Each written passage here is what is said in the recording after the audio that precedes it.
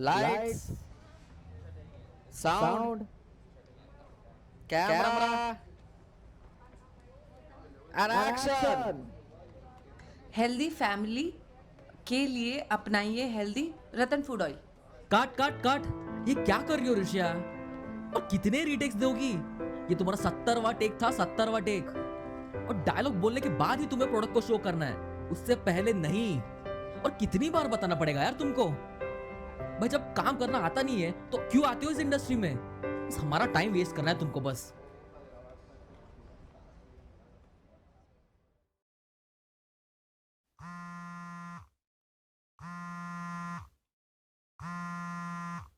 Hello ऋषा। अ, ये Saturday fix है ना? तुम मिलने आ रही हो ना?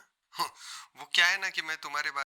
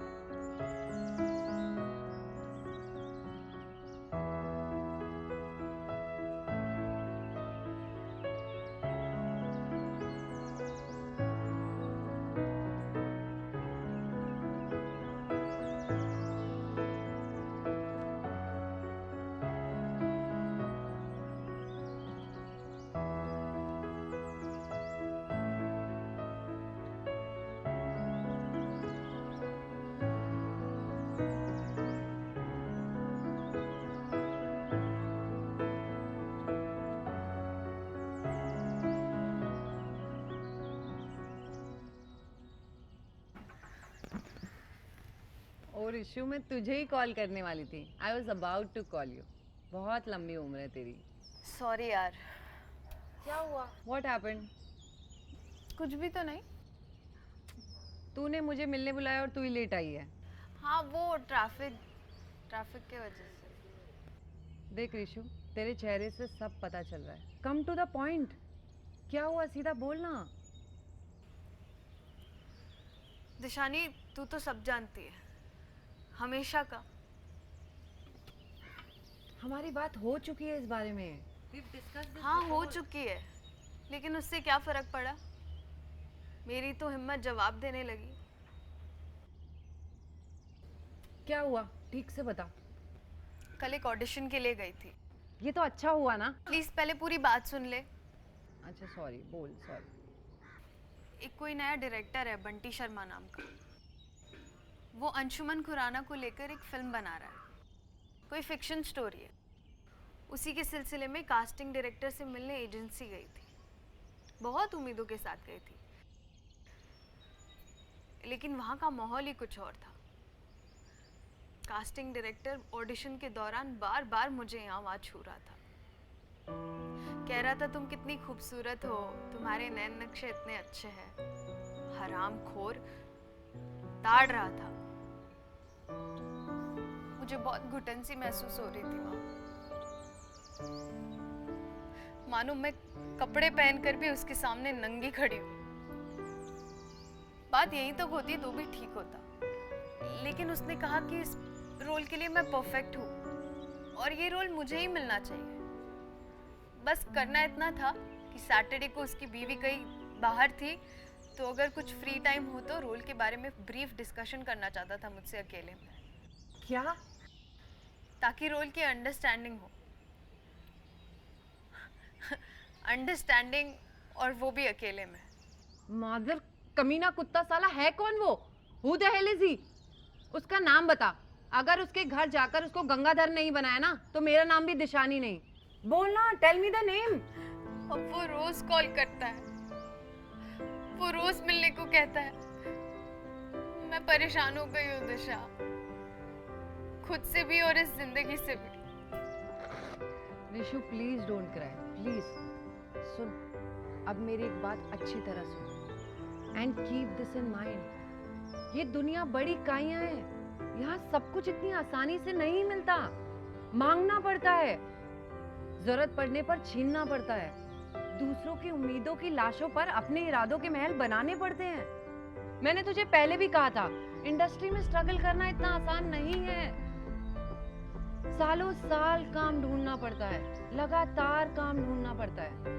सर्वाइवल के लिए लोग किसी भी हद तक जा सकते हैं, जैसे किसी पैसे वाले को अपना बॉयफ्रेंड बना लेना या अपने शुगर डैडी रिलेशनशिप्स मेंटेन करना। पार्टीज, बिग लीग्स, दारूज, स्पेशल एक्टिविटीज, ये सब सबकी नजर में रहने के लिए है, मीडिया की नजर में रहना पड़ता है। तुझे क्या लगता है ये कॉस्ट्यूम मैल फंक्शन ऐसे ही हो जाते हैं? नहीं, अगर ये नहीं होगा दुनिया आपको भुला देगी। जब तक यहाँ सबके सामने हो काम मिलता रहेगा।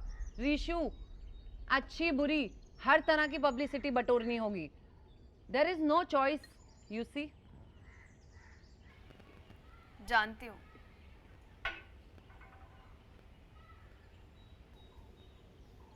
तू कुछ नहीं जानती रीशु, तू सच में कुछ नहीं जानती। क्या करूँ जान के? मुझसे नहीं खेले जाते ये सारे खेल, मुझसे नहीं हो पाएगा, बिल्कुल नहीं हो पाएगा। रीशु, ऐसा नहीं है कि इंडस्ट्री के सारे इंसान ही खराब हैं। नहीं, इंडस्ट्री में अच्छे लोग भी हैं जो तेरे जैसे कलाकार को समझते हैं, मदद करते हैं। सच्चे इंसान, सच्चे कलाकार, क्लीन, प्योर, गोल्ड हार्ट। हम दोबारा कोशिश करेंगे, हम फिर से कोशिश करेंगे, इस बार जरूर कुछ होगा। काश मैंने ये सब घर छोड़ने से पहले सोचा होता, या फिर मैं घर छोड़कर आती नहीं। सच में मुझे लगा था कि मैं अपने एक्टिंग के दम पे स्टार बन जाऊंगी, हर जगह मेरा टैलेंट बोलेगा, नाम होगा, चर्चे होंगे। लेकिन घर वालों ने कितना समझाया दिशा, मैं फिर भी नहीं मानी। बिना कुछ सोचे सब कुछ छोड़कर चली आई इस चकाचौंध से भरे उजले शहर में। लेकिन इसने अपने उजाले में अंधेरा छुपा रखा है। मैं ये तब तक नहीं समझ पाई जब तक कि इसकी आत्मा ने मुझे निगल नहीं लिया। अब यही देख लो, 2 साल हो गए मुझे यहाँ आकर और आज तक कोई फ्यूचर का कोई पता नहीं। ऑडिशंस तो होते हैं लेकिन काम कोई नहीं देता जब तक कि खुद से कोई फेवर ना दो। और ऐसे में ये दरिंदे, ये वहशी लोग जो हम जैसों पर अपने मौकों के नाखून गड़ाए बैठे, अब ना मैं अपने आप की रही और ना अपने घर वालों की। पैसे नहीं तो ना सही, काम मिलना भी बंद हो गया है। पिछले 4 महीनों से यहाँ वहां मांग कर जी रही हूँ। जिल्लत से भरी ये जिंदगी, ये भी कोई जीना है? अब मेरे पास मौत के अलावा और कोई चारा नहीं। क्या तू पागल हो गई है क्या? फिर से वही हारने वाली बात, वही मरने वाली बात। मैंने कहा ना, ऐसा नहीं सोचा करते। तो फिर क्या बोलूं और क्या सोचूं? दिशा तू ही बता। मैं अपने घर वालों पर एक धब्बा बन चुकी हूँ। मेरी पूरी जिंदगी बर्बाद हो गई एक गलत फैसले से। रीशु, ये सब तुझे बहुत पहले सोचना चाहिए था। अब पीछे मुड़ने की कोई राह नहीं है, हमें आगे बढ़ना होगा। हम फिर से कोशिश करेंगे। अरे क्या मेरा एक दोस्त है कुंदन, वो एक वेब सीरीज कर रहा है और कुछ नए चेहरे भी तलाश कर रहा है। और कितना समझाएगी, कितना मनाएगी? रीशु, मेरी बात सुन, कीप दिस इन माइंड। हारना बहुत आसान है, मौत उससे भी आसान। मैं हूं ना तेरे साथ, हम फिर से कोशिश करेंगे। मेरा मन कहता है इस बार जरूर कुछ अच्छा होगा। और पता है, तू भी बाद में कहेगी मैं किस पागलपन में क्या सोच बैठी। रीशु प्लीज, अब आंसू पोंछ। I hate tears.